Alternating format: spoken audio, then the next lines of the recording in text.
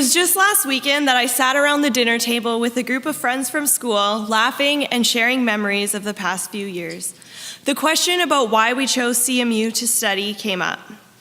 I realized I didn't have much rationale behind my post-high school decision. When it came down to it, I made my decision because 1, I wouldn't have to move away from home, and 2, people around me said it was a good school.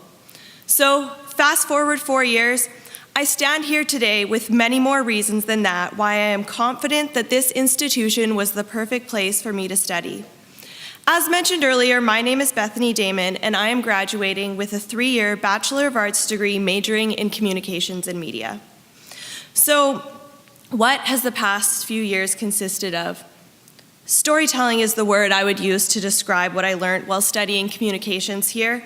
Storytelling through audio, storytelling through video, storytelling through photography, storytelling through graphic design. And as those professors who were too often interrupted while I was in class or walking down the hall know, storytelling through verbal communication. Social justice is the word I would use to describe the various electives that were part of my degree. Classes in areas such as philosophy, theology, and international development.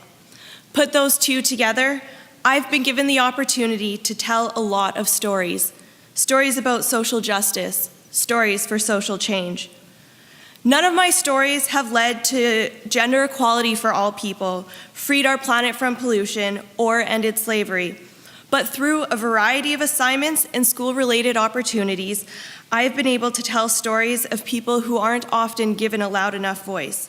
I've been able to tell stories of inequality in our world and stories of the climate crisis we are facing today.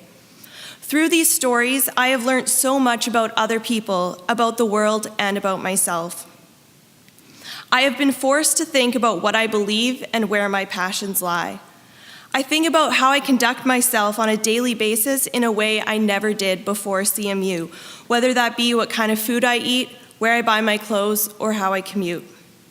In a BTS class last year titled Creation, Environment in the Bible, I made a documentary for one of my assignments. I was passionate about the research I was doing as I thought about the possibility that this assignment could be for a greater audience than simply my professor. Here's a little piece of it. Love. Faith, hope, and love, but the greatest of these is love. If we have been commanded to love, how can we justify treating creation in a way that has negative effects on our neighbors around the world? What will be the state of creation for future generations? If we do not act now, natural disasters will increase. Food will be scarcer and more expensive. We'll experience more droughts and floods. We'll get sicker as warm temperatures will broaden the geographic range of insects that carry deadly diseases. Human trafficking will increase due to escalated migration and job loss from agricultural instability, leaving impoverished individuals vulnerable. People will be forced to flee their homes. More people will be out of work. The plant and animal life will become less diverse. Budget deficits will increase. Energy supplies will drop and prices will rise. The gap between the rich and the poor will get worse. International conflicts and wars will multiply due to decreased food security and water access. Most people do not set out to destroy the planet, but rather go along with the structure of society that is already in place.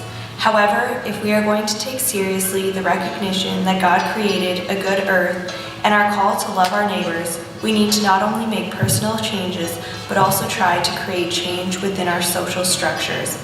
If we can see ourselves in covenant with God as a friend and partner, enormous wisdom and power are accessible to us in this task of saving the earth and all living things. Obviously, I couldn't show the whole piece, but that's just part of it. Not only did I learn through the research by spending time in nature filming, but I experienced the research in a completely different way than if I had written a paper on the same subject. There was no way to walk away from that project without continually thinking about the effect my actions have on people around the world. My practicum at the Canadian Food Grains Bank last summer gave me the opportunity to write stories, take photos, and produce videos outside the walls of CMU. The communications staff at the Food Grains Bank gave me further hands-on advice about crafting stories that I was able to take into my final year of studies here. The staff wasted no time in assigning me duties, and before I knew it, I was doing a lot of the promotion for an MCC Food Grains Bank project called Grow Hope. And here's a little bit of a video from that. Hi, my name's Grant from Untitled Farms. We live just outside Niverville.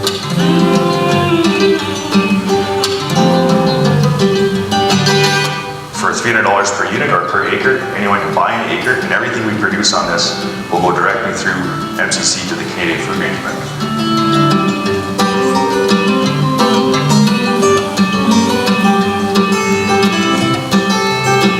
This is a way of bridging the rural-urban gap in areas where there may not be a project. Without CMU facilitating this practicum, I likely would not have been given the opportunity to listen to stories of so many people from across Canada, all working towards the common goal of fighting global hunger.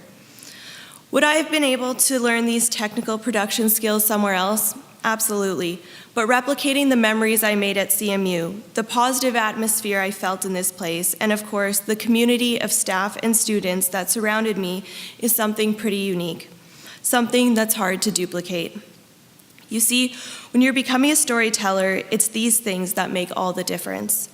Because of CMU, I am graduating this weekend with the ability to tell a story that creates positive change in the world around me.